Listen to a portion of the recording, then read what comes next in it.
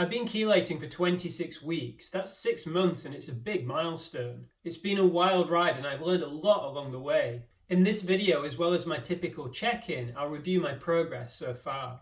Welcome back to the channel. I'm Dan, and for the last 26 weeks I've been chelating using the Andy Cutler Chelation protocol to resolve my Mercury issues. If you want to see how I got where I am, check out this video. I took my standard dose of chelators and supplements for rounds 25 and 26. If you want to see what that is, you can check out this video. I was feeling pretty low last weekend, so I didn't make a video. I've been feeling a bit overwhelmed recently with working on 2 YouTube channels as well as my full-time job, and with a deadline looming to get loads of stuff ready for my business for an event I'm going to. That isn't why I missed the video though. I haven't quite got my diet back on track since I slipped up about a month ago. It's amazing just how much impact changes in my diet can have on my physical and mental state, but more on that later.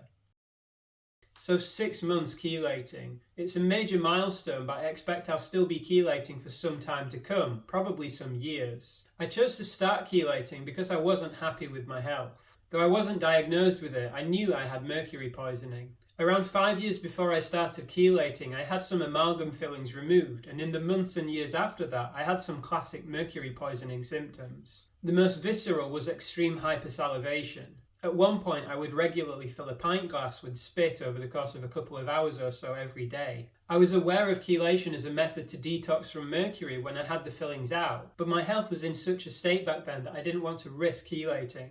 Eventually, though, I took the plunge and ordered some DMSA, ALA, and supplements and started my chelation journey. While it hasn't been easy, I haven't looked back since. My first round was like stepping back in time. I haven't mentioned this before for embarrassment's sake, but in my first week of chelation, I even had an accident while walking on the street. Let's just say I didn't make it to the toilet on time. When I started chelating, I had a relapse of some of the symptoms that I had a little over 5 years ago. This includes hypersalivation, tremors, tinnitus, low mood, anxiety, and more. I still get all of this from time to time, but the symptoms are much less strong now and they're improving over time. Towards the beginning of chelation, I also felt really spaced every time I took chelators, but that symptom's abating too. It took me a little while to get into the groove of taking chelators and supplements regularly. I don't much like alarms as I find them unnatural, especially for waking, but I quickly learned to use them to remind me when to take doses. I've mostly stuck to the same dosing regime since I started chelating. 3 milligrams of DMSA and ALA per dose, with doses every 3 hours or 4 hours during the night. I tried taking a higher dose for one round, but that really knocked me back, so I won't be experimenting with dose again until I feel much better than I do now. I used to play a lot of badminton. When I started chelating, it had been some years since I last played, but I started playing regularly again the week that I started chelating. It's been really great seeing the improvement in my game over the last 6 months. At the beginning, I got out of breath often and felt that chelation was really affecting my performance. But I feel like I've improved a lot and I'm really happy. It's great to be able to see and celebrate these improvements, and I'd recommend that you look for ways to celebrate your progress too. When I started chelating, I'd had my amalgam fillings out years before, but I hadn't checked my mouth for specks. I wanted a bit of reassurance here, so I shared an x-ray from my dentist with the AC Fanatics Facebook group, and a volunteer dentist checked it out. They gave me the all clear and said that I don't have any mercury specks. The Andy Cutler protocol strongly recommends that you check for specks before you start chelating because it can be dangerous if you chelate while you still have mercury. I've added a link to the Facebook group to the video description and pinned comment so you can have your x-rays checked if you want.